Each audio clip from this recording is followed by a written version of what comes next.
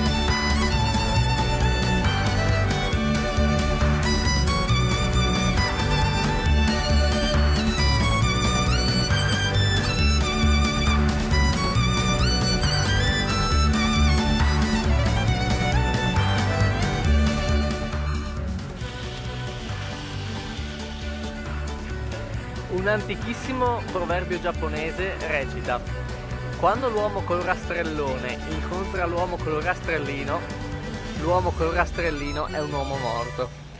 E sì, lo ripeto, rastrellone. Ed è così che siamo arrivati a Kyoto. Bellissima anche in autunno, e questo è uno di quei fiumi che in primavera si riempie di petali di ciliegio. esattamente i cosiddetti sakura, ovvero le fioriture degli alberi di ciliegio che lasciano i propri petali un po' ovunque. Pochi sanno però che anche in autunno la città è piena di colori, dato che gli aceri giapponesi diventano estremamente rossi. Credo di essermi perso. Un'altra cosa che abbiamo scoperto è il sentiero che si trova dietro al tempio Jinkaku. Perché finisco sempre in percorsi faticosi? Un percorso in salita che porta sul monte Hei. Sconosciuto tra i turisti, è invece molto famoso tra gli abitanti della zona che ci salgono per passeggiate. Ecco perché. Ed offre una vista stupenda sulla città. Poi per gli amanti delle camminate è anche possibile proseguire col percorso. Ci sono diversi sentieri e si può arrivare addirittura fino a Otsu, una città sul lago Biwa. Noi però abbiamo girato verso il tempio Nanzen e abbiamo incontrato questo piccolo scrigno nascosto. Davvero bello. E la prossima domenica il secondo capitolo su Kyoto.